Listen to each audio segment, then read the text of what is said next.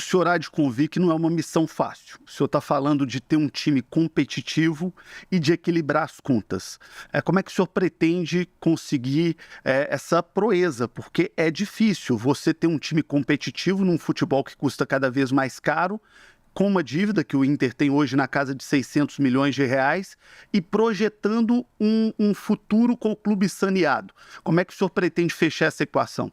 João, o Internacional, nos últimos 2 anos, a partir da nossa gestão, assumiu 2 superávites consecutivos, coisa que não acontecia nos últimos 7 anos. Esse é um passo importante, você demonstrar não só para o mercado, para os teus credores, para quem faz o futebol, um modelo já diferente, rompendo com uma tradição, infelizmente, né, de sucessivos déficits. Feito isso, você começa a preparar as condições para que você possa recuperar investimento, para que você possa investir de fato ainda mais naquilo que é a atividade fim. E esse trabalho é o trabalho que a gente vem fazendo e que muitas vezes tem um custo capital até mesmo político em relação a um clube que é associativo e que tem eleições a cada 3 anos, muito grande. Mas a gente não vai fugir disso, porque a gente acredita que esse é um trabalho para o clube. E esse legado para o clube é que é fundamental, porque, acima de tudo, está a história do Internacional contada para trás de uma forma e será contada para frente de outra forma. E isso é importante. E é desta forma que a gente vem trabalhando com essa eficiência dentro de campo, tentando buscar isso, né? Tivemos resultados extremamente ruins nesses 2 anos de gestão, né? Como eliminações precoces em competições importantes contra adversários mais fracos. Mas tivemos aí competitividades importantes, como 2 vezes, né? Chegamos perto do título brasileiro, estamos numa Libertadores da América, né? Disputando isso de forma muito, muito forte e acreditamos que isso é possível, é um processo que precisa ser permanentemente trabalhado, né? Números importantes, como o endividamento que cresceu exponencialmente no último período, de 300 pulou para 600 milhões. Nós assumimos o clube com uma taxa Selic, para se ter uma ideia, em torno de 3%, 2,5%. Hoje estamos com 13%, quase 14%. Né? Essa taxa Selic remunera a dívida e a nossa dívida subiu 6%, ou seja, subimos menos do que a taxa Selic, o que significa que trabalhamos muito.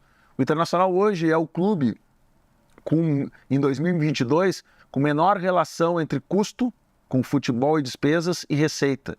O menor dos 20 clubes da Série A. E ao mesmo tempo foi vice-campeão brasileiro.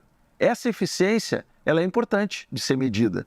É óbvio que a gente não está feliz com o vice-campeonato, a gente queria ter sido campeão, e também não achamos bom ser o clube que menos recurso teve. Mas essa em relação à receita, mas isso tem um fator importante, porque a receita subiu bastante. Não é só porque reduzimos custos. Quando a gente pega essa dívida que era de 300 e passou para 600, o que aconteceu para que a dívida do Inter dobrasse? E ainda em cima disso, a gente sabe que 600 milhões não é uma dívida ali do top 5 do futebol brasileiro. Tem times muito mais endividados.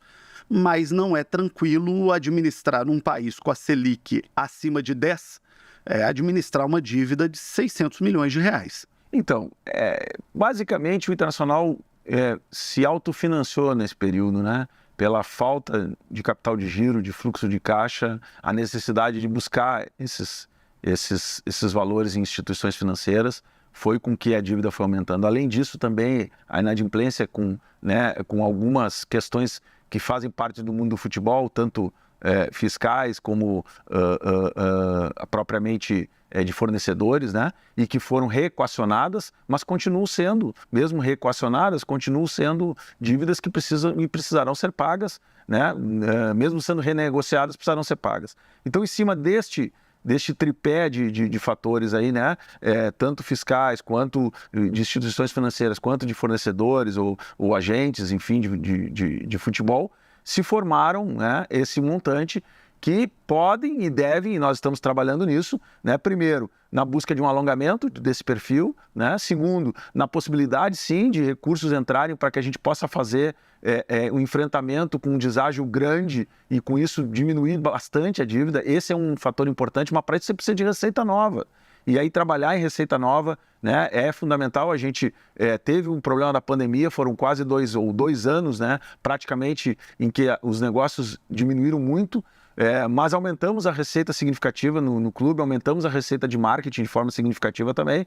Fizemos a maior receita da história do Internacional em 2022. Que foi de quanto, presidente? Em torno de 500 milhões. E isto nos ajudou muito a enfrentar esse primeiro momento, a estancar o aumento do endividamento, mas não tivemos capacidade de pegar esses recursos novos para investimento.